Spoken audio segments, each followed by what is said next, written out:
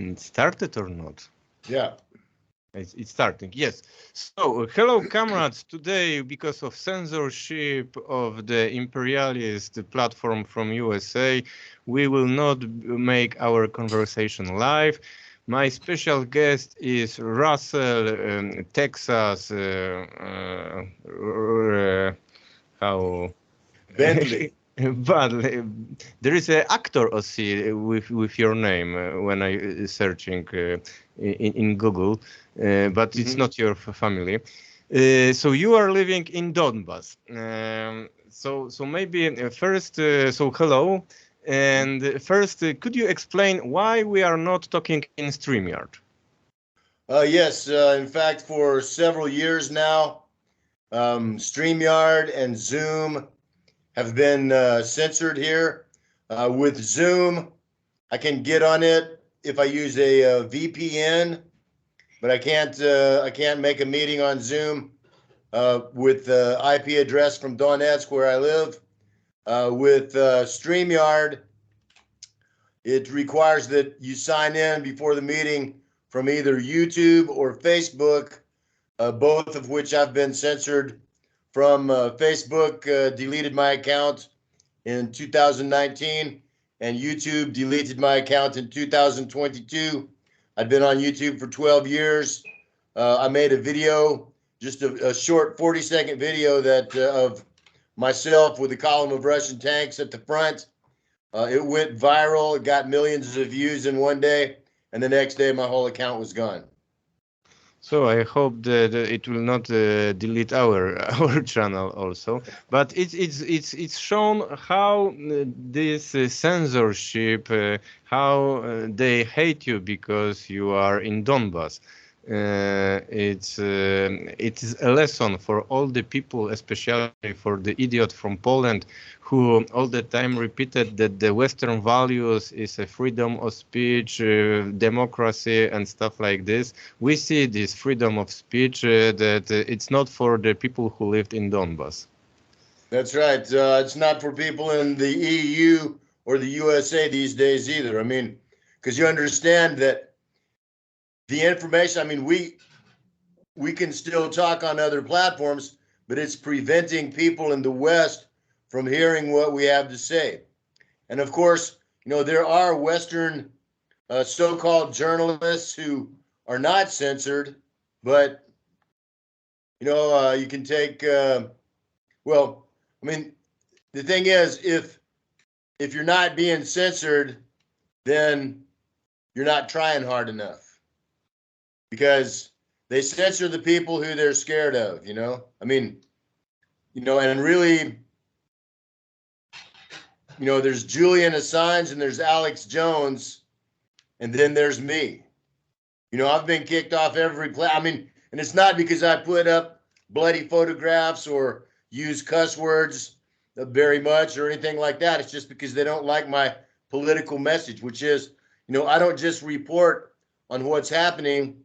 I put it into a political context, and I tell people what they need to understand, who their real enemies are, and it's not Russia.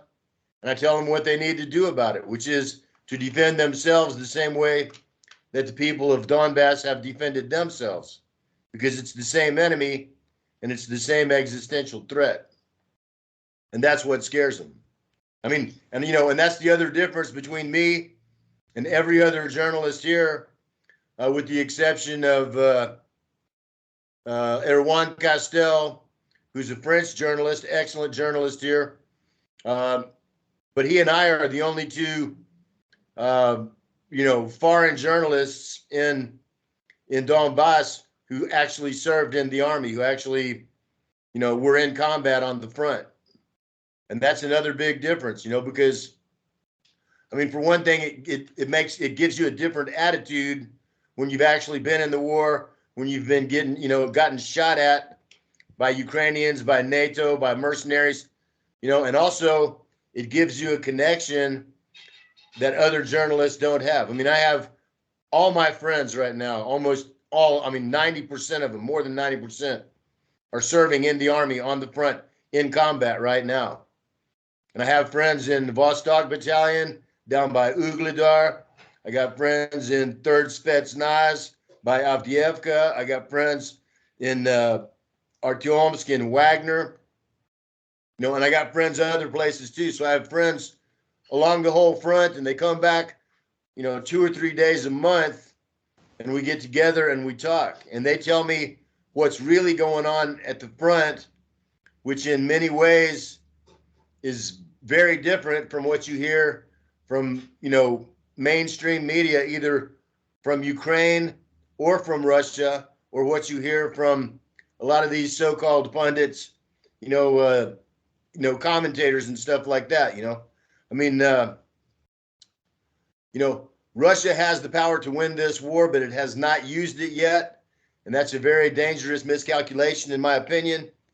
And these guys from the West, you know, they're literally thousands of miles away, who are saying, "Oh, we know Russia's going to go in and you know, take Kiev in the next couple of weeks. It's going to be a cakewalk and all that stuff." You know, it's only a fool says that war is easy, and it's never easy. And you know, Russia, and particularly the DPR forces and Wagner, have paid a very heavy price in blood, you know, for this war going as slowly as it has. So it's by no means anywhere near over. I mean, of course, it's you know, the war in Ukraine is just the spear point of the global war of the West against NATO, which is not just military. I mean, of NATO against Russia. You know, it's not just military, it's political, it's economic, it's cultural, it's religious. It's all these things combined, you know. And so, you know, I have a different perspective because I served in the Army here in 2014, 2015, and 2017. And I've lived here for 8 years. I mean, we're still under, you know, pretty serious shelling in the center of the city every single day, you know. So it's still very much life on the front line. For these first things which you said about the censorship to the journalist, I remember one quote from the Red Book of Chairman Mao. And the quote is something like this: "If they hate you, it's good because it's shown that you are a good revolutionary." It's not an exact quote, but I think that so I prepared some question to read, but firstly, I also want to ask you about this monument you can find in my bag.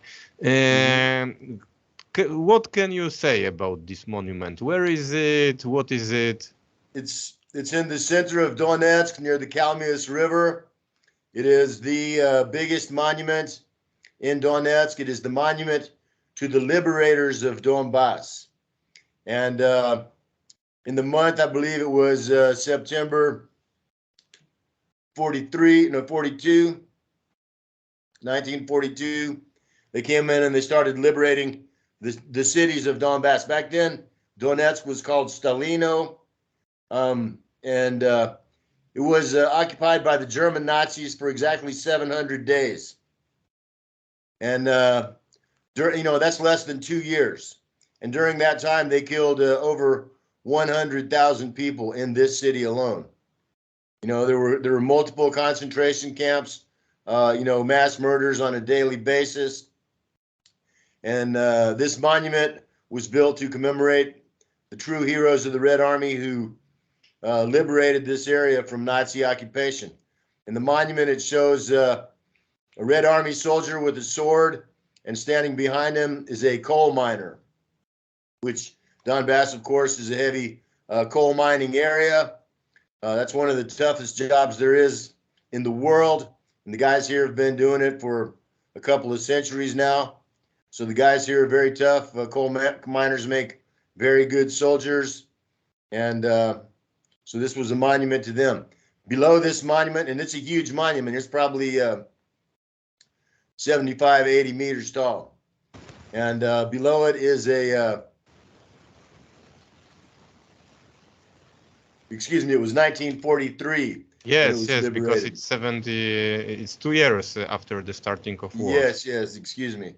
But there's a museum in the below the monument, inside the foundation, that covers both the Great Patriotic War, the Second World War, as well as the Donbass War. And there's a lot of very informative and interesting things to see there. Okay, so I will start to question which I prefer before. At the beginning, I would like to ask why you decided to come to Donbass. What are your relations with the inhabitants of Donbass? How do they relate to the fact that you come from America? And that was Americans like Victoria Nuland who were responsible for the Maidan coup in 2014 and are also responsible for color revolution and criminal wars around the world. Well, my grandfather fought against German Nazis in the Second World War. He was a tank commander, came up through Italy and into Germany under General George Patton. I always admired him for doing that. I grew up with a real understanding of what the German Nazis had done. When I was maybe 12 years old, I started reading books by Ho Chi Minh and Che Guevara. This was, I was born in 1960, so I grew up in the time of the Vietnam War, the Civil Rights Movement, like that. And so I started reading books by Ho Chi Minh and, Vietnamese communist leaders. And I understood that the war in Vietnam, even though I was very young, I understood, well, hey, wouldn't I fight if somebody from some other country brought their army here and started shooting people and trying to control them and stuff? So I understood that, the Vietnamese had the right to defend themselves. And then I started reading Che Guevara, and I understood what Cuba had been before the revolution and how much it had changed for the better under communism. And so, I really started looking into communism and stuff like that, and I became a big fan of Chairman Mao, the Vietnamese communists, the Cuban communists, and of course the Russian communists. And I started learning about Russian history. When I was 25 years old, a friend of mine brought me a VHS cassette video of the movie Idi Ismotri, Come and See, by Ilham Klimov, about the German occupation of Belarus during the Second World War. And it's a very, very profound movie, but it made me understand what it was that the communists had fought and defeated. And I had always a big interest in history, and I understood the fact that, the Red Army destroyed 80% of the entire German military power. It was destroyed on the Eastern Front. And all the other countries that these days pretend that they're the ones who won the war, England and France and the United States, Canada and Britain, or, like that, all of them together did 20% of the work. And the Russians by themselves, the Red Army, did 80% of the work.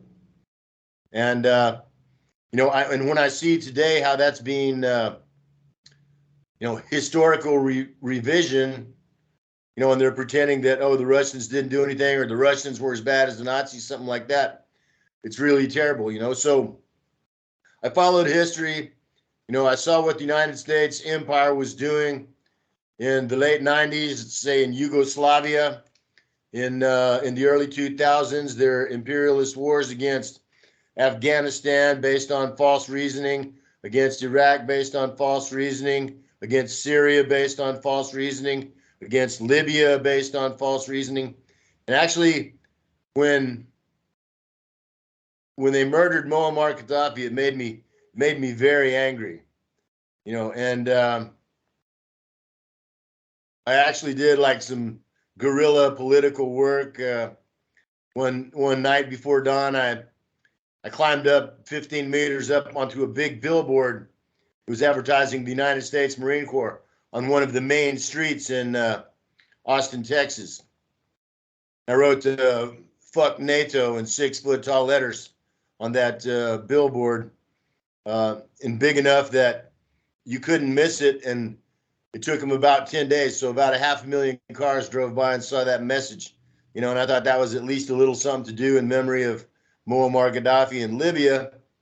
But then when I saw the same thing happening again, Newland in the Maidan with the cookies, the snipers, and then the intercepted phone call where she told Jeffrey Pyatt exactly who she wanted and what positions of the new Ukrainian government, and every single one of them ended up in exactly that position. So it had nothing to do with any kind of democracy. It was exactly the occupiers, you know, creating a coup d'état and then, you know, a puppet regime that they completely controlled, as they have since 2014. When I saw the mass murders in Odessa on May the 2nd, you know, I understood that this was done on the direction with the permission of the U.S. government that already controlled Ukraine. On a month later, on June the 2nd, there was an air strike on the city hall in Lugansk. There was a photo taken of a woman named Ina Kukuruza who had got hit. Her legs were blown off. She was dying, but this photo was taken while she was still alive. And she's like sitting on the street looking up into the camera, straight into the camera. And when I saw that photo, it was like she was looking straight at me and saying, what are you going to do about this? Are you just going to, you know, hit the angry emoticon on Facebook or something, or are you going to do something? And I said, you know, I'm going to go to Ukraine. I'm going to go to Donbass. I'm going to defend people like Ina Kukuruza from Nazis. And if that means I have to kill Nazis, then I will. And it did, and I have. And I make no apologies about it. You know, I mean, a Nazi is like a mad dog or a poisonous snake. You know, you can't reason with them. You can't appeal to their humanity. All they understand is force.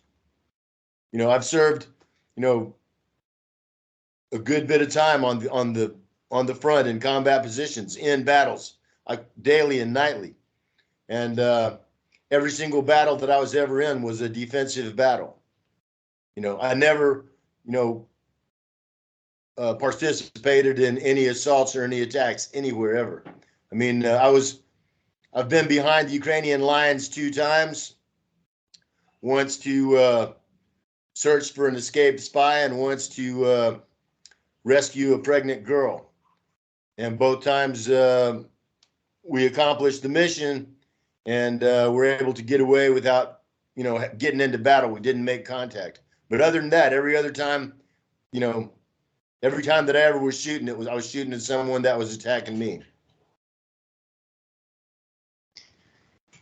I would like to say that all my political life in Poland was in the time when the big majority of Polish population supported accession to NATO. But the good news is that in last Saturday, 11th of March, in a small village city in Poland, Bydgoszcz, there was maybe not big, but a demonstration, 500 people, demonstration which were they organized this demonstration 2 months ago. 2 days before this demonstration started, they delegalized this demonstration, but they make a stand. They are organized themselves in the center place in this Bydgoszcz, and it was anti-NATO. It was in the anniversary joining Poland to NATO. It is the 12th March of 1999. So this slogan, "Fuck NATO" and others slogan, after 24 years, there are some people in Poland who are starting to talk it. And I am very proud of this. I hope that it is also because my activity. I hope that conversation with you will also make this idea more popular and more popular.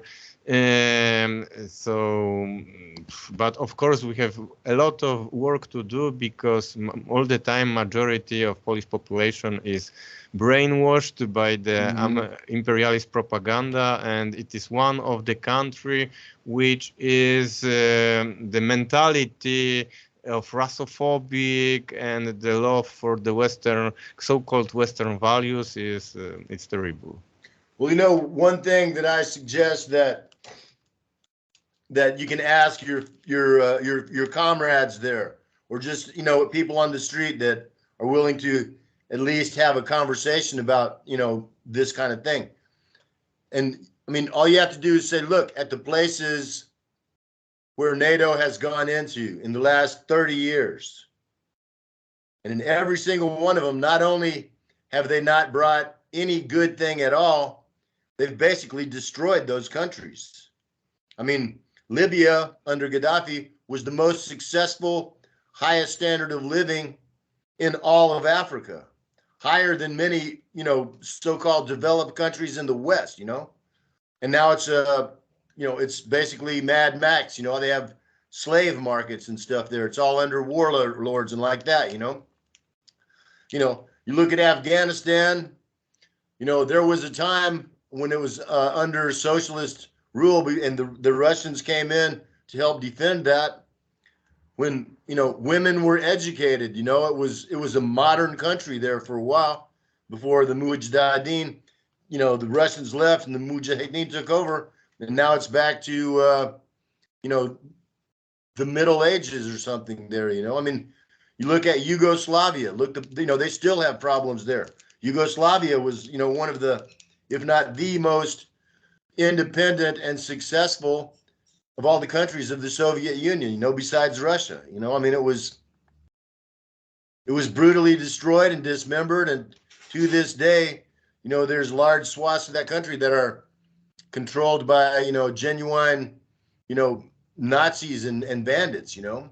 I mean, so no place that NATO has gone into has it ever done anything good. And in every case, it's also, you know, made things, you know, orders of magnitude worse. And the other thing, not about NATO, but this is a question that I always ask, you know, all my friends, especially in the United States, but also in Europe. And it's this: name one thing in the last 20 years that your national government has done that made the lives of regular working people better. Name just one thing.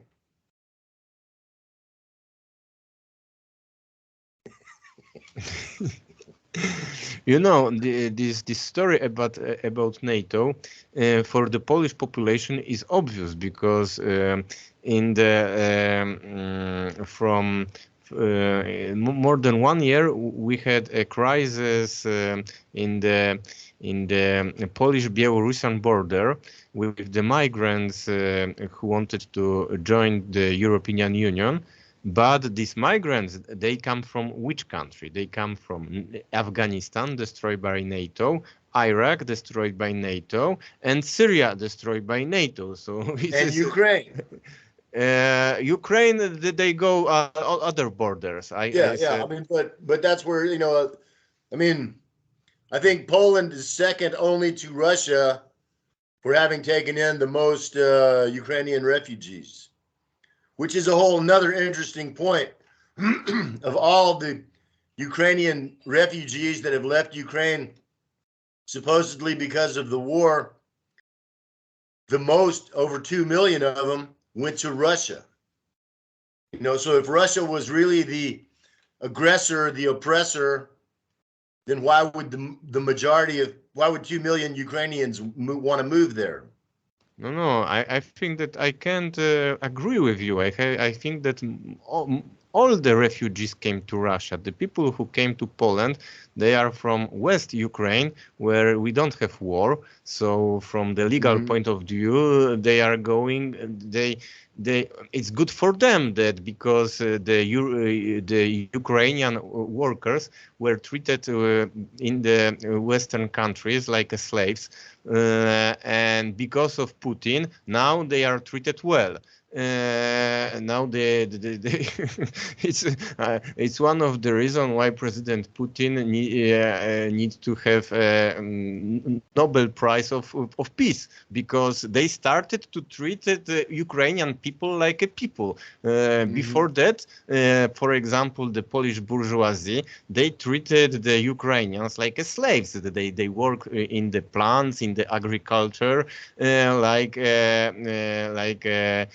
Afro-American in the plantation in time of the slavery, but it's a little different subject. Yeah, but I'll just mention this too. Do you know who has been nominated for the Nobel Prize that came out just the other day? Stoltenberg. Yes, for real. For the organizing the terrorist attack to the Nord Stream.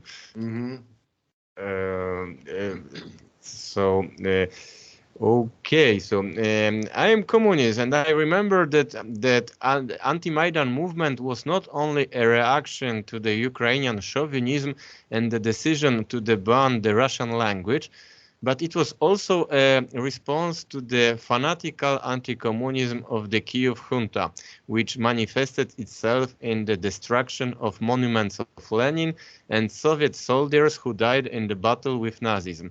It was a Lenin monument that anti-Maidan rallies gathered, and in the first months of the existence of the People's Republic in Donbass, the emphasis of the traditions of the Soviet Union was very strong. What does it look like today? Do red flags with a hammer and sickle fly in Donbass? And what are your views? What do you think about socialism and the Soviet Union? On the last question you already answered. Yes, you know, Donbass has been known as one of the, if not the most staunchly pro-communist area in all of the Soviet Union. In 1921, 100 years ago, they had they printed a poster, and it showed like a map of South Central Russia, you know, all the way up to St. Petersburg, to Moscow, Kiev, to just all over, and it said, Donbass, Serce Russia. Donbass is the heart of Russia. And this was published in 1921, you know, at the end of the Russian Civil War between the Bolsheviks and the White Army. And it didn't say Donbass is the heart of the Soviet Union, and it didn't say Donbass is the heart of Ukraine. It said Donbass is the heart of Russia. And it's true. I mean, and you know, to this day, I mean, we're very, I mean, there's probably in Donetsk, the city of Donetsk, you know, just in this city alone, there's probably 6 or 8 statues of Lenin. There's a big one, not as big as the statue of the liberators of Donbass, but a very significant one in Lenin Plaza, right in the central square of Donetsk. There's others around, you know, other squares throughout other districts of the city. And every, you know, not even big city, but any city that's, you know, bigger than a village has a monument to Lenin, has monuments to the Soviet soldiers, liberators. And it's really, I mean, it is a very evil thing to destroy history. And, you know, it's, I mean, it's happening in the United States with, like, you know, Confederate generals, something like that. It's, I mean, you know, history is history, and those who, you know, try and change it, never, ever do so for any benevolent reason. You know, George Orwell wrote in his book, 1984, he who controls the present controls the past, and he who controls the past controls the future. And so by trying to do historical revisionism, you know, by comparing the communists to Nazis, by saying that, you know, it was the U.S. and Britain and France and Canada that, that beat Hitler. You know, this kind of stuff. I mean, it's not only sickeningly stupid, you know, the percentage of people that can actually fall for these lies, but at the same time, it's repugnant to any decent human being, you know, to so deeply disrespect, you know, the sacrifice that was made, that and to forget what the world would be like if Russia had not defeated the German Nazis. You know, I mean, imagine if Hitlerism had won, you know. I mean, it is a historical fact as well that, you know, the United States waited, you know, 3 years or 2 years after the beginning of World War II, after the invasion of Poland, or I guess it was two or 3 years, and they were waiting at first to see who was going to win, you know, if it was going to be Russia. I mean, because after the invasion of Poland, the Germans took over all of Europe in a matter of months. And then they occupied Europe, and then it was like the phony war. There wasn't a lot going on except with Britain. And then when they invaded the Soviet Union, the United States, which still didn't declare war on Germany until Japanese hit Pearl Harbor. But I mean, they were, you know, and there was I can't recall who it was, but someone in the leading administration of Roosevelt, or maybe it was the English, but somebody said, let's just see what happens. And if the Russians are winning, we'll help the Germans.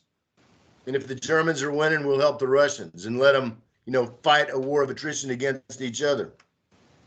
I mean, and it's a fact that there were Ford and General Motors truck factories in Germany that were producing trucks for the German Wehrmacht that were off limits to, you know, Allied bombers.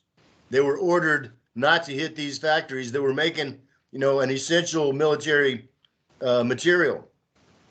And even after the war, I think the Ford Motor Company, it was, you know, they got paid some millions of dollars in compensation for their truck factories in Germany that got damaged. You know, I mean, so, you know that Prescott Bush, the grandfather of George Herbert Walker Bush, and the father of George Herbert Walker Bush and the grandfather of George Bush, you know, he was a banker for the German Nazis from before the war and even during the war. Harriman Brothers Brown in New York. And he profited the work of the slaves from the... Exactly. That's exactly right. Exactly right. I mean, and he was helping to finance the Nazis, you know. I mean, so, you know, it's a simple fact that, you know, historically, to understand Nazism, you have to go back before Germany, because what Germans wanted to do in the Soviet Union in the 1940s was no different than what the Europeans, you know, the English and the French and the Spanish and the Portuguese did in North and South America 100 years before that, which was basically come in, occupy all the land, commit genocide against the natives, or enslave them and steal all the resources. And that's exactly what the Germans, I mean, they took, you know, the exact game plan. You know, I mean, you know, the Americans came in with, you know, guns and cannons against guys with bows and arrows. They came in and they gave the Indians blankets infected with smallpox. So, I mean, they were using biological warfare. You know, the Americans destroyed all the buffaloes, millions of buffalo. They just, you know, just shot them down for the price of one bullet, just to leave them there to rot. You know, or they'd shoot $1,000 buffalo and then just cut out the tongue for dinner and leave the rest to rot. So they destroyed the food, they used biological weapons, and they used superior armaments and basically committed genocide and cleared the land of the natives, which is exactly what the German Nazis wanted to do in the Soviet Union. And if not for the courage of the Red Army and the brilliance of their military leaders and political leader, I'm sure they would have. And then the world would be a very different place today and not for the better. And really what I see now is that, you know, the United States and NATO, the people who own and control the governments of the US, Canada, Australia, New Zealand, and all of the EU, they're the Fourth Reich. They're the return of the philosophy of Nazism, which is a philosophy of masters and slaves. That's what it is. They're saying we're the Übermenschen, we're the Supermen, and anyone who's not like us, we're either going to kill or they're going to be our slave.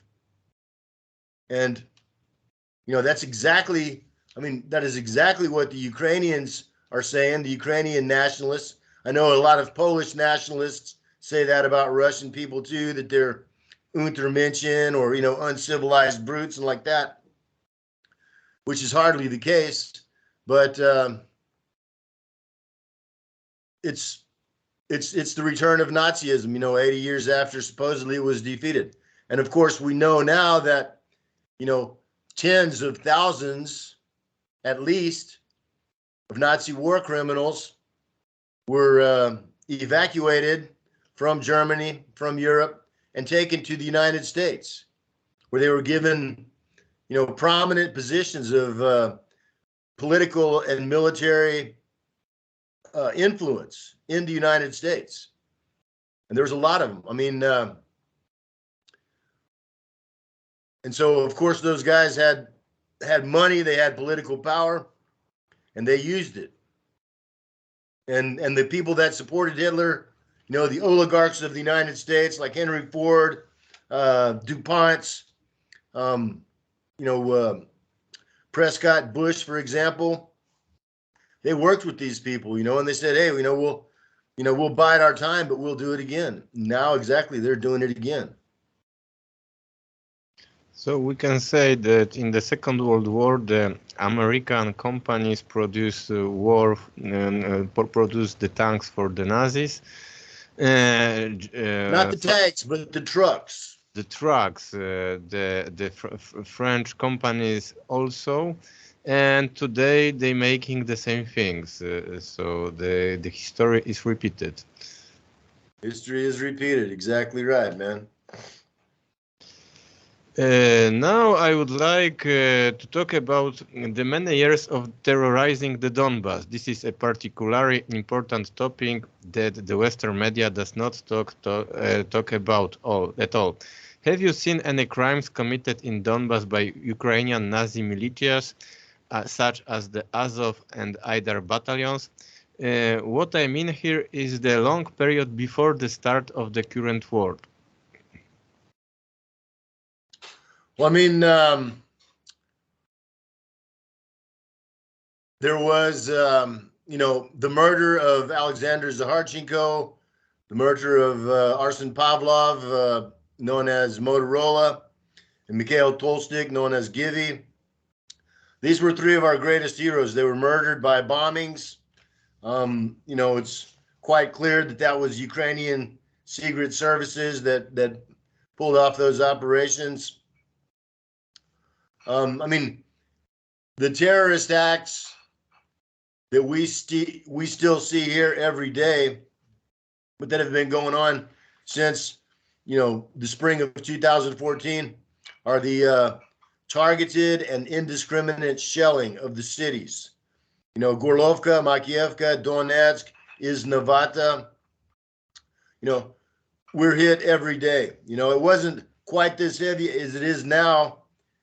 In the years between 2014, it was those 2 years, it was very heavy, and then it kind of quieted down. And then this last year, it's gotten really, really heavy again now. And, I've seen in one day, they targeted 5 schools simultaneously. On other days, they target the churches. On other days, they target the open markets, the open air markets.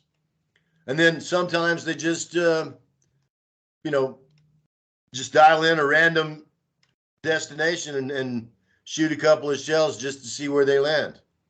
And that's the true definition of terrorism, just random murder to terrorize the people, to try and break their political will, which I can tell you, the breaking of the political will of the people of Donbass is something that's never, ever going to happen. We may all be killed, but, there's millions of people here that aren't going anywhere. We're not going to surrender. We're not going to retreat. We'll die fighting before we live on our knees. Now, now let's move on to the war itself. This is a broad topic, so in our short conversation, I would like to focus on Poland's involvement in the war in Ukraine. As a result of censorship and the conspiracy of silence prevailing in Poland, we do not know how many Poles are fighting in Ukraine. How many Poles have already died? Did Polish mercenaries commit any war crimes? What did Polish mercenaries end up in Russian captivity? What are the relations between Polish mercenaries and the Ukrainian army?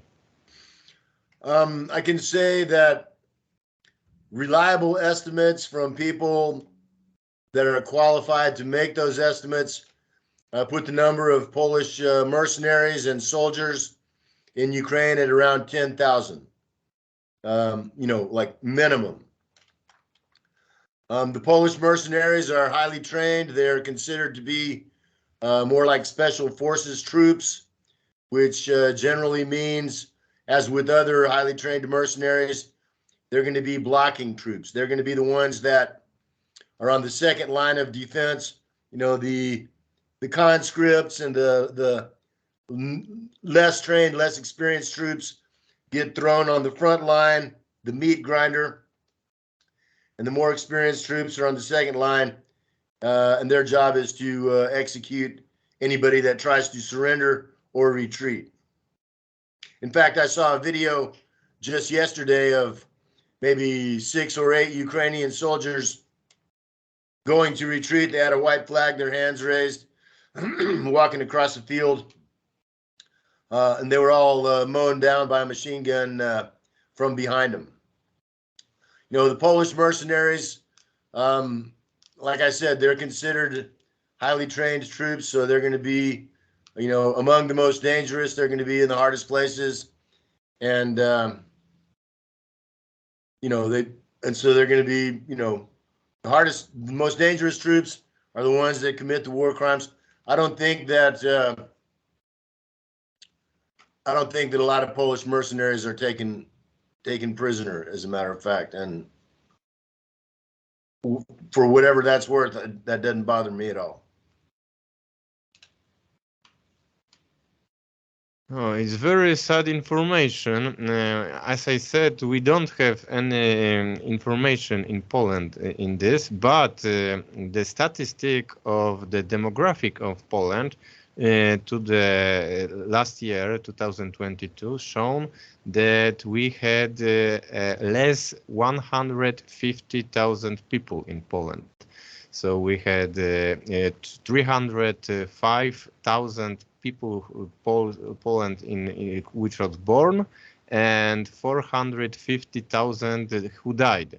In the time of peace, the Polish population is less than 150,000 people. And of course, it is not because of this war. There are other problems. The Polish hospitals are totally destroyed. They don't have money because all this money go to support the military effort of Ukraine. But I think that if we look for these numbers, all these 450,000 people who died, and we will see the numbers of people in the age of 20 and 30 or 40. I think that some of them, that is the people who already died in Ukraine. So the Polish authorities didn't say that they died them, but when they count the people, these people are not existing in Poland even more. I think that's a very interesting avenue for investigation. I'd recommend looking into that. It might bring up some very interesting evidence. Yes, but unfortunately, you can make this investigation in Poland now, because you will be arrested to the disinformation, or that you are a spy or stuff like this. I don't know if you know, I am not living in Poland. I am living in France. In 2021, I was arrested in Poland by the Polish Secret Service. This is for the promotion of the totalitarian communism. They released me, and after the judge decided that because I produced my videos in France, so it is not the crime in Poland. But now it was a little joke. Now it's the things serious. In this channel, I make a few times interview with Mateusz Piskorski, who was arrested 3 years in Polish prison without any reason. They accused him that he is the Russian spy. And 2 years he was in prison, in arrest, not in prison, in arrest, and they didn't, and now they can make this accusation about all the anti-imperialist activists, and it's not good time for the free speech in Poland.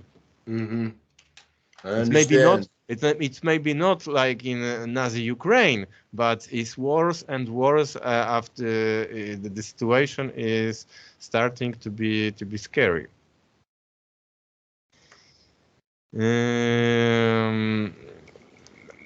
I would like to ask about the citizens of Ukraine. In the Western media, Ukrainians are presented as a heroic nation that wants to fight against Russia. Is it really so? Why did millions of Ukrainian men leave for the West and also for Russia? Why is the SBU organizing a hunt for people and forcing them into the army? Do you think the average Ukrainian wants this war to continue? Does he want to fight for the Kyiv junta control over Crimea and Donbass? Or do ordinary Ukrainian workers want the war to end as quickly as possible? Well, it's hard to say. There was, I think, a major miscalculation by the Russian military and political leadership at the beginning of the special military operation. I think that they thought that Ukrainians would be much more welcoming to Russia coming in and liberating them from a genuine Nazi and foreign-controlled regime.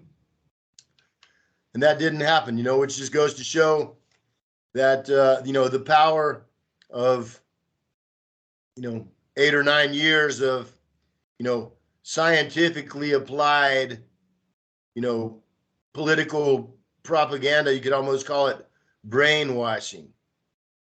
And people there, in Ukraine, it's really surprising the number of them that, actually, make excuses and say, oh, there's not really any Nazis in Ukraine, which is a complete lie.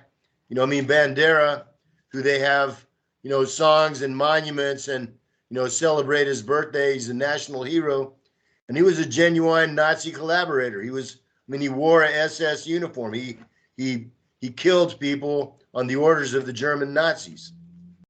And in fact, he was, a brutal murderer, a mass murderer. Some of the worst crimes in Ukraine, Babi Yar, for example, or Zmayabalka and even in Rostov were done by guys like him, you know, and people under his command, you know. And it's like, you know, the old saying that one guy's terrorist is another guy's freedom fighter. Well, this is a good example of that, you know. And just like, say, in Northern Ireland, for example, you know, you have the Irish Republicans, and then you have the you know, the pro-British Protestants, and you know, they both have their own perspective, and they're not going to change it. You know, I mean, once you get like intergenerational perspective on a war, you know, or on the world, it's almost impossible, and perhaps is impossible, to change it. You know, people, you know, what I say about Americans who also are deeply, deeply, deeply brainwashed. And I say that, like, you know, the mass media, the government spokespeople, you know, the information you get in America from CNN or the BBC, or, you know, the nightly news, or from government sources, you know, it's really, it is the people who consume that media, it is the mental equivalent of eating a shit sandwich. I mean, literally. And the problem is that if people eat shit for long enough, they get used to it. But if they eat it for too long, they start to like it. And if someone comes along and says, hey, man, don't eat that, it's disgusting, it's bad for you, it's completely, you know, against nature, it's despicable. And instead of them saying, oh my God, I'm eating, you know, I have shit all over my face, I'm eating shit, they say, no, it's not, it's good, shut up, you know, who the hell are you telling me what to do? I'll eat anything I want here, you know. I mean, they get defensive, and rather than admit that they were a fool or they were wrong, they even become more entrenched in this, you know, indefensible ideology, you know. I mean, how can you say that someone like Bandera, who murdered hundreds of thousands of civilians, innocent civilians? I mean, Bobby Yar was like 33,000 people in like 2 or 3 days. They just rounded up all the Jews and all the communists in Kiev and took them out to this field and stripped them naked and mowed them down in a big ditch. How can anyone that did that be a hero to anyone, to any sane person? You know, but they've been eating the shit sandwich too long, and now they like it, and they don't want to give it up for anything else. They're not interested in anything else. They're like, yeah, Bandera, he's our father. He's the father of Ukraine, you know? I mean, so the brainwashing has had an extremely detrimental effect to the people of Ukraine. And there's still some good ones there, but not as many as we expected, not nearly as many as there should be. So, I mean, the whole idea, I mean, Russia has an obligation to itself and to the world to do what they said they were going to do, to denazify and demilitarize Ukraine. It is, you know, it is the flashpoint of the Third World War that has already begun. It is a huge risk of escalation into a European or world war. You know, it is a huge risk of escalating to a nuclear war. The Ukrainians have already used chemical weapons here. They've already used biological weapons here in Donbass, on the front, in combat. You know, that's a fact. I mean, it's a proven fact, you know. They were, in fact, right before the Russians came in for the special military operation last year, the reason that they took Gostomel Airport near Kiev, the reason that they took control of Chernobyl, and the reason that they took the Zaporozhye nuclear power plant is because the Ukrainians we're working on making nuclear bombs there. You know, if not actual like nuclear explosives, then for sure, for real, dirty bombs, you know, radioactive dirty bombs that they probably would have used or planned to use like in a false flag, you know. I mean, and that's, you know, that is one of the main techniques of Nazis. You know, Hitler certainly used it. The Reichstag fire to gain political power in Germany. He used it in September of '39 to give the excuse to attack Poland. The, you know, I mean, September 11th was a false flag. That was done by the U.S. government, you know, with the help of some other governments too, or at least one other government. You know, that was a false flag too. You know, MH17, the airliner that was shot down over Donbass in 2014. It wasn't shot down by a Buk, either by Russia or by the Donbass army or by the Ukrainians. It was shot down by Ukrainian Air Force jets that were following it, that had been ordered to shoot it down by the people who controlled the Ukrainian government, which at that time was the United States. It was intended to be a false flag with the effect of blaming Russia for a terrorist act. You know, and I mean, dude, I've been there. I've been where the plane came down. I interviewed scores of eyewitnesses who were there that day, who saw what happened, who saw the plane come down, who saw the plane get shot by a military jet that was following behind it. There was no Buks within range of where that plane got hit. It's another false flag. The same thing like they did in Syria, you know, with the white helmets, where they staged a chemical weapons attack on the day that the OPCW investigation team is coming to Damascus. You know, I mean, no one can be that stupid. You know, Bashar al-Assad is not an idiot.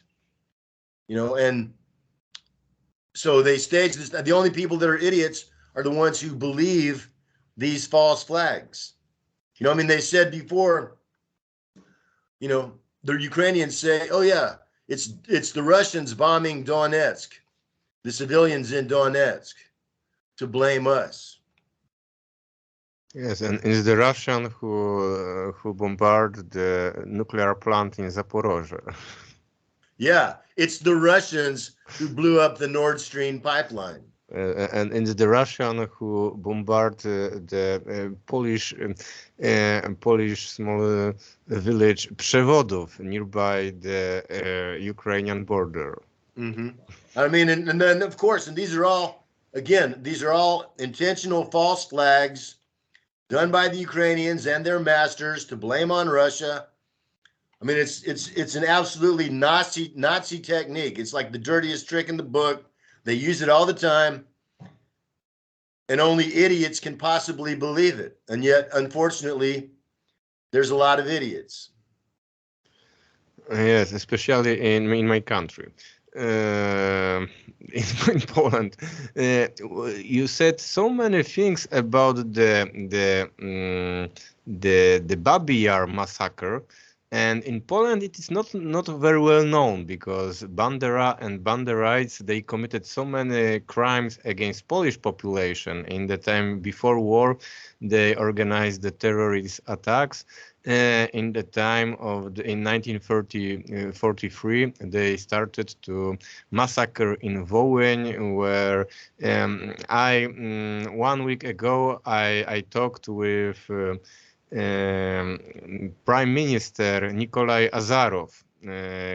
He was a prime minister since 2010, 2014. He said that in Wołyń massacre they killed 200,000 people. And until now we don't have numbers, and there are no excuse from the Ukrainian government. But he killed so many Poles that we forgot it about other crimes of Bandera, about Babi Yar and these crimes. It's and you know, and it's very important, you know, to remember the brutality of those murders.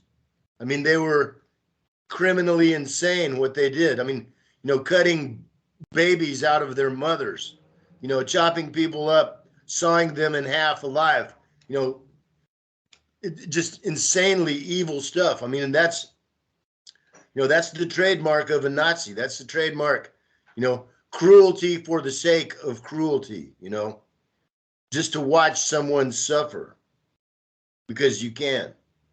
And, you know, there's been a lot of videos of Ukrainian soldiers torturing and murdering Russian prisoners and also civilians. I mean, and just, you can't understand how a human being can do things like that.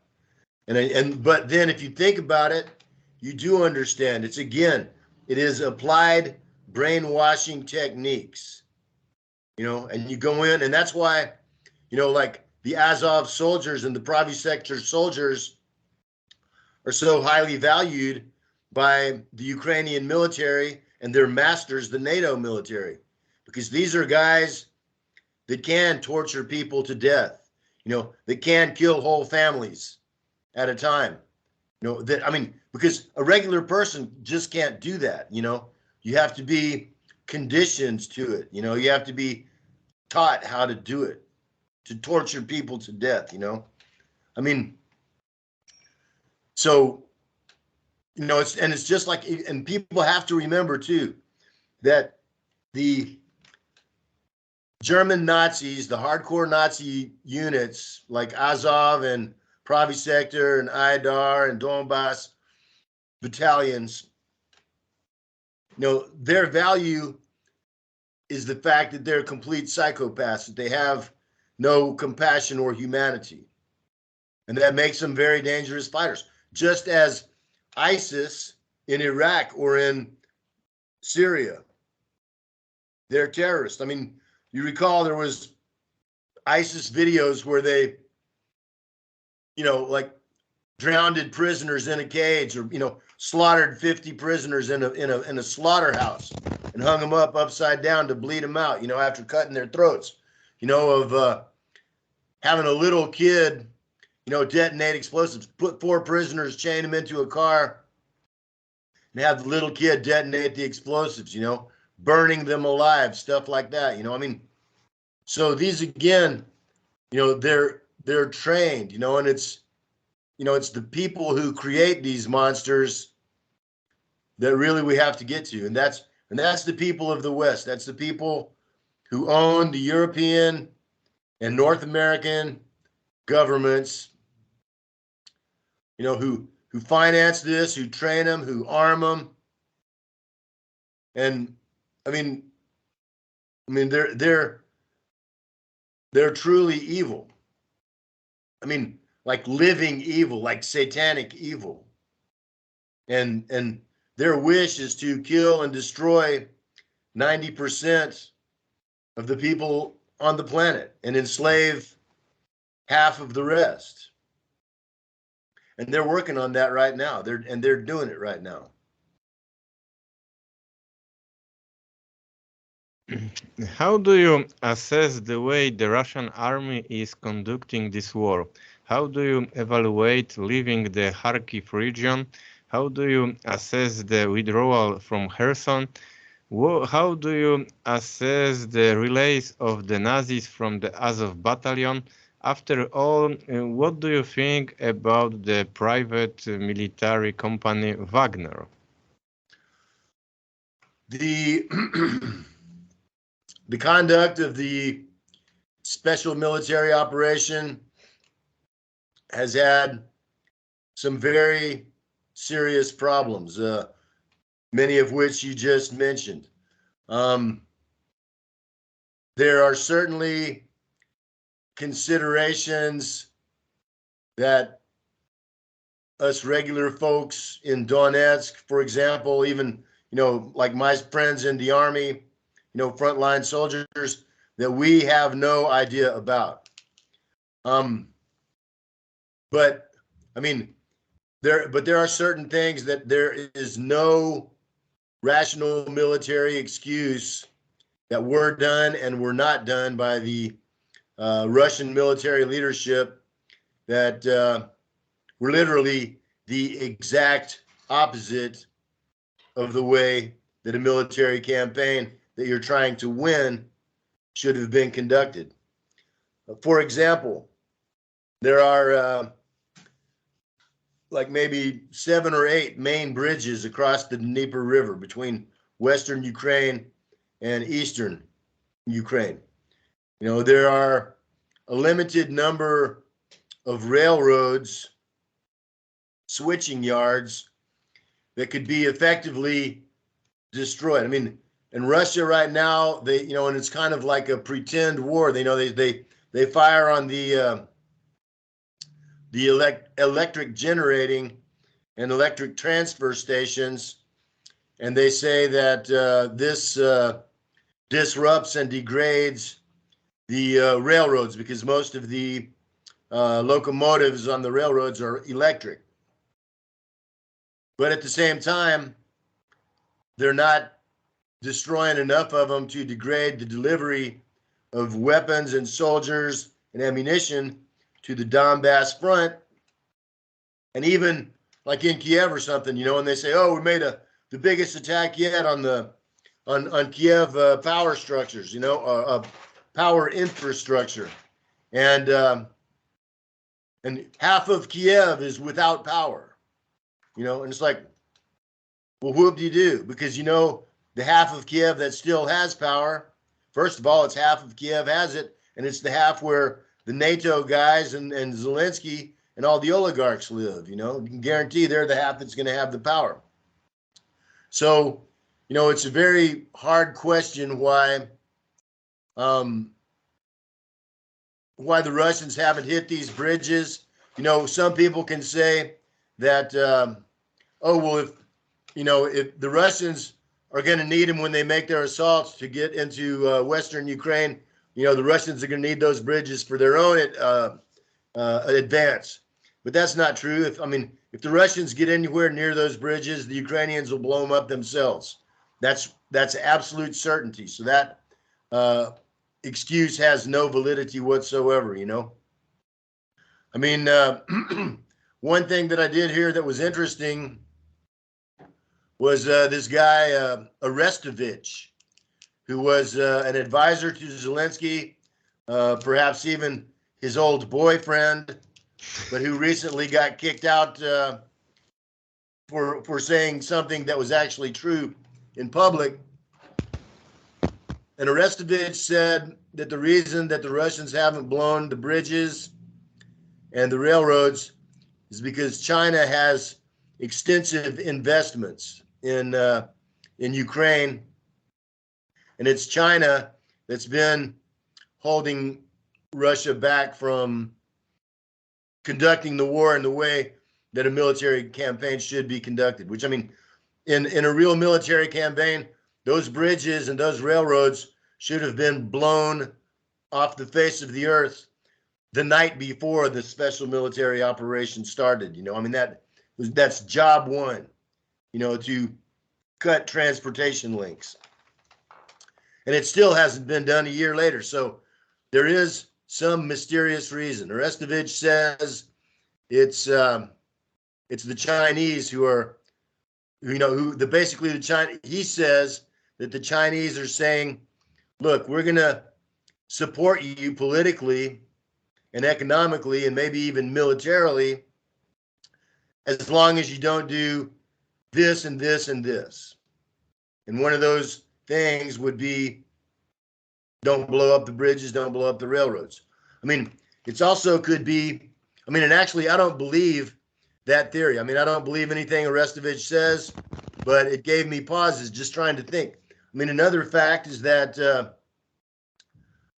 over $700 million a month in Russian products cross Ukraine into Europe, most of them on the railroads. So there's people in Russia itself that are making some big money,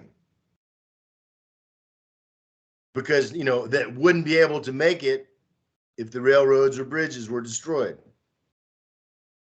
So either, you know, I mean, that's an economic consideration. You know, economic warfare is as important as military warfare. It's an aspect of military warfare. So that could be some explanation that it's oligarchs or, you know, state bank influence that's prevented these transportation assets from being taken out. And another pretty interesting theory that I've considered is that it might be some kind of Israeli influence on Russia. I mean, it's a simple fact that Israel has a huge influence in American politics.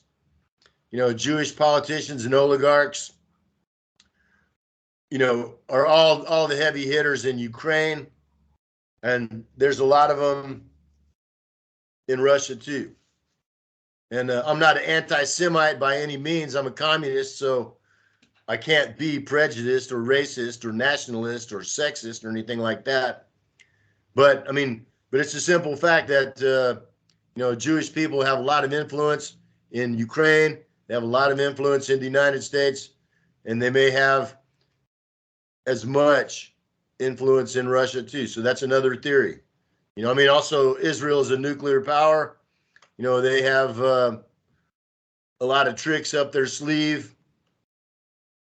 So I mean, it's hard to figure out why, but I mean, and the thing is about the release of the Azov prisoners, that was just simply a crime. The people responsible for that should face a court-martial, and in my opinion, a firing squad. Because, in fact, in Mariupol, it was my old battalion, Battalion Vostok. It was my friends and comrades that captured those Azov Nazis. And they, you know, without a question, you know, I mean, not only, you know, the swastikas and tattoos of Hitler, but also a lot of satanic tattoos too, you know. Those guys were genuine war criminals. I mean, torturers, murderers. You know, they were absolutely the equivalent, if not worse, than the German SS, and that they were released is a disgrace and a black mark on the history of Russia. And I, you know, I mean, and while some of these other things, like say the retreat from Kharkov or something like that, Izium, you know, there may have been some military necessity for it. You know, there's absolutely no excuse for them releasing those Azov prisoners. You know, that guys, some of my friends died capturing, you know. And so, you know, it's a big mystery, you know. I mean, but I think that you know, I think a lot more is going to be understood by the end of this year. You know, if I mean, it's, in my opinion, it's without question that the longer this war goes on, the more dangerous it becomes for Russia, for Donbass, for Russia, and for the whole world. And, you know, the idea of that Russia has to kind of fight with one hand tied behind its back to keep, you know, the enemies from escalating or, you know, making, you know, bigger attacks or something, that's not valid, because they're going to keep provoking, they're going to keep escalating, you know, regardless. I mean, they're going to keep doing it until they're stopped. You know, I mean, so, you know, the people of Donetsk have defended themselves for 9 years now against the Ukrainian army. We held the line. And a year later, I mean, in many places, especially right along the Donetsk city limit, that line has not moved very far. Up by Bakhmut, Artemyevsk, which is a bit north of the city of Donetsk, they have made some good progress there. And it's only a fact to notice that it's Wagner and DPR forces that have been making that progress, with not that much help and even some hindrance from the Russian high command. You know, I'm not sure if you were familiar that Prigozhin recently published a list of the ammunition that he was being allotted, that Wagner was being allotted for every 10 days. And every 10 days, he was supposed to get this much ammo based on him using this much per day. And he published the list, you know, and it said, you know, and this is what he got from, you know, Shoigu and Gerasimov, you know, from the top leadership, you know. And in some cases, it was half of what he was supposed to get. In some cases, it was 1/4 of what he was supposed to get. In some cases, it was 1/10 of what he was supposed to get. In some cases, it was just 0. He didn't get any of a certain kind of ammo, you know. And that's, I mean, it's, you know, these things, it's hard for us to understand. And of course, we have to understand that there's, you know, more elements in this equation than we can know about. But yet at the same time, you know, the goal of the operation is to denazify and demilitarize Ukraine and prevent it from being a threat to Russia and the people of the Russian Federation. And the way that this thing has been conducted in many aspects, you know, and that's the right goal. That is exactly what needs to happen, which in my opinion, at the minimum, means Kiev and everything east of Kiev down to the northern border of Moldova, you know, and maybe Moldova too if they mess with Transnistria. But the way that this thing has been conducted, you know, it's like they said, okay, my goal is to walk 5 miles to the west, and then they start walking to the east. You know, so it's a very difficult situation to comprehend, but we'll soon find out. I mean, the Ukrainians are massing for another major offensive, and so are the Russians. And, you know, Russia possesses the military power to defeat Ukraine, you know, in a couple of months. If they open the doors of hell on them, you know, if they really bust it out. But for some reason, a year into this war, you know, they haven't even moved the Ukrainian army out of artillery range of Donetsk, the main city. You know, it's still a very real threat that the Ukrainian offensive could replicate what was the original plan for March of 2022, which was to make a full-on armored task force assault into the center of the major cities, which is Donetsk, Makiivka, Gorlovka, that the Ukrainian army is still literally on the city limits of. And if they can break through our front lines and get into the city centers, then they have 1 million human shields that they can work in between, you know. If they get into the center and make this into an urban war, then the 3 main military advantages that Russia has, which is artillery, rockets, and air power, become neutralized. Because, you know, you can't blow down a city block if 90% of it's civilians there. You know, I mean, so then it becomes urban warfare. It becomes like Stalingrad. It becomes like Fallujah. You know, it comes like Sarajevo or something, you know. So there's still a real danger. You know, I mean, I don't say that Russia will lose. I don't say that Russia is losing, but they're not winning. And as long as they're not winning, there is a very real possibility that they can lose.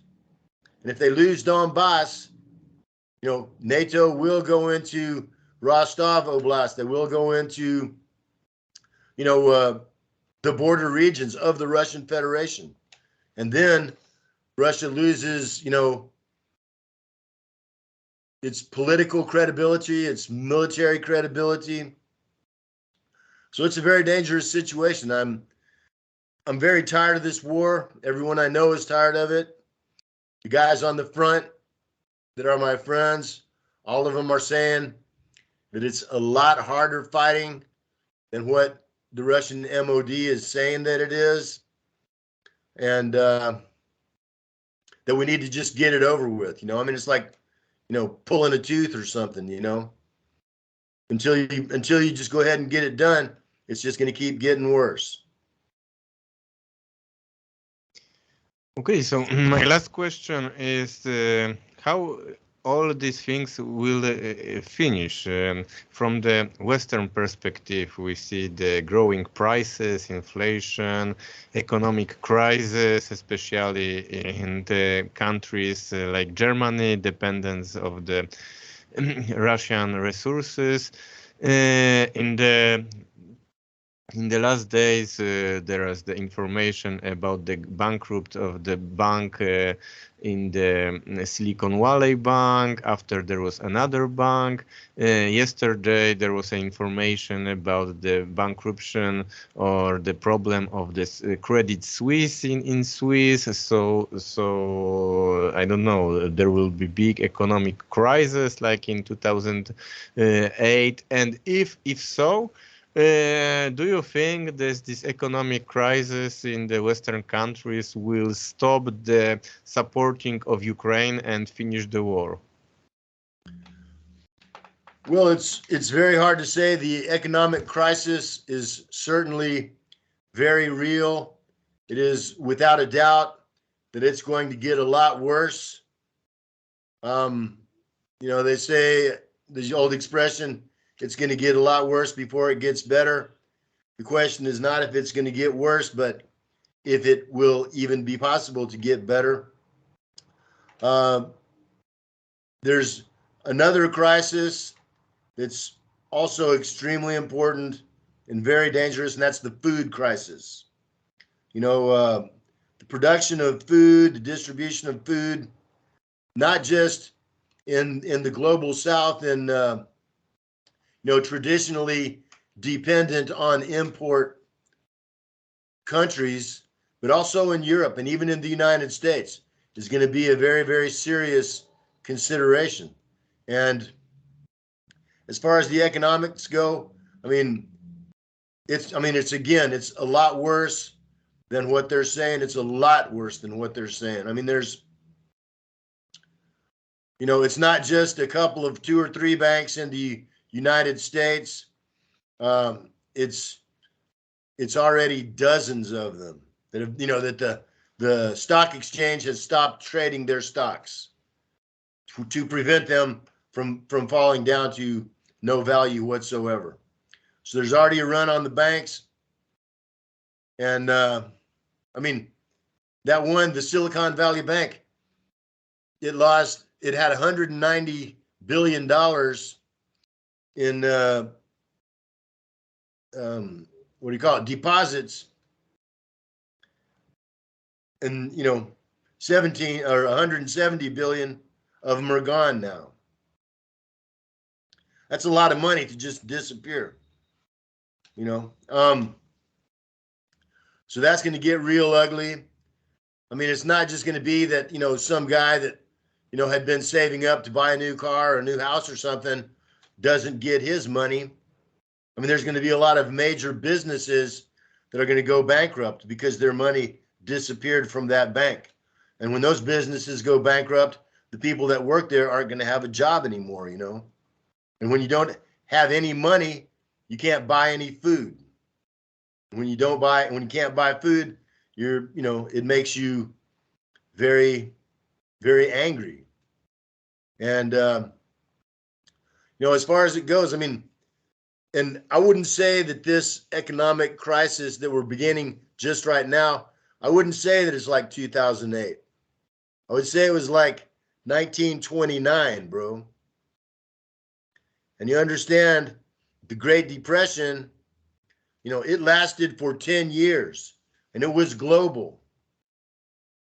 And the only thing that brought it out, at least in the United States, was the reindustrialization to put the country on the war economy to start, you know, preparing for the Second World War, you know.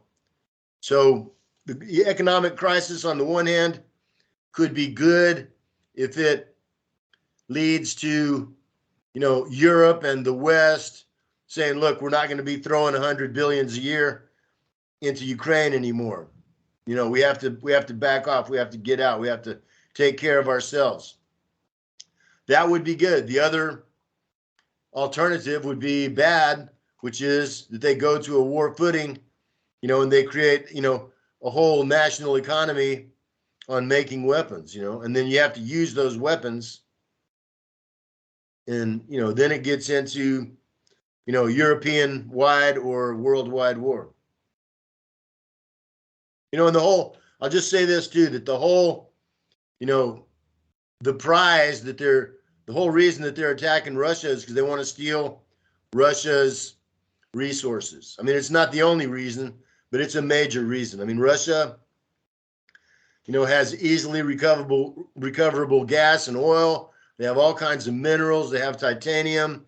You know, they have, you know, the biggest freshwater deposit on Earth. They have, you know, timber, you know, for 1,000 years, you know, and they have, you know, a fair amount of money these days. They don't have national debt like the United States does, you know, and that Europe does. So, and plus Russia stands against this new world order. You know, they are really the main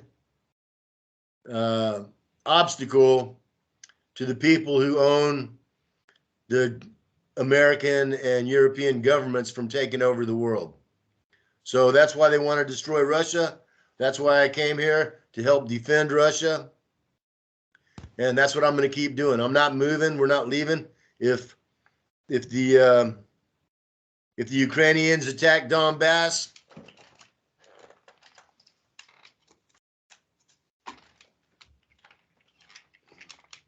I'm going to fight.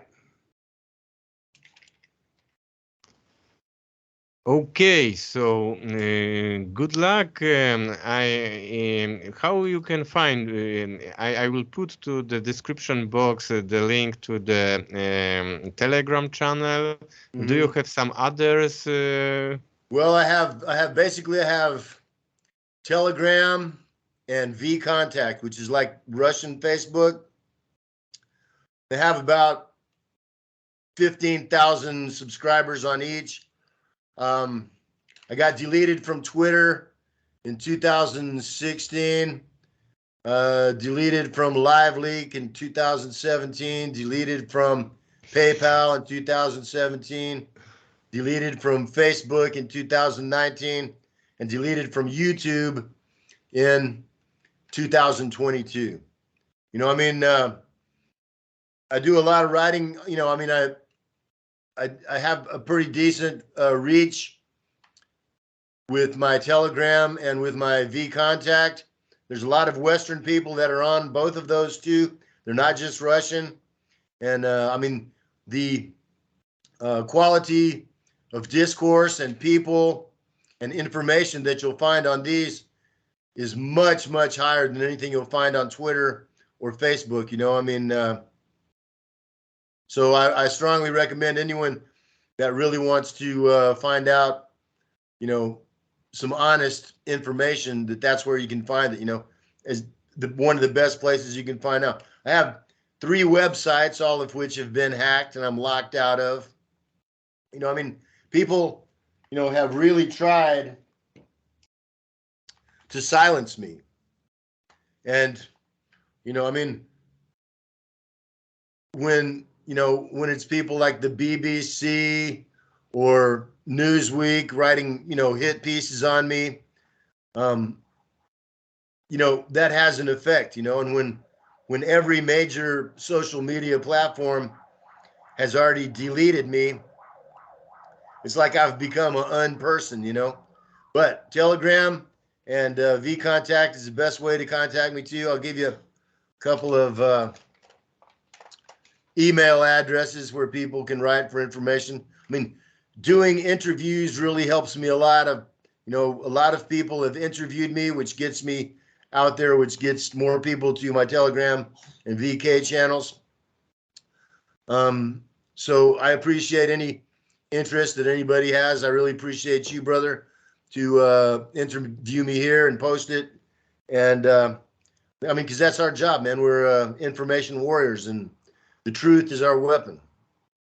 Yes, for me it's an honor to speak like a hero with you because you are a hero, and there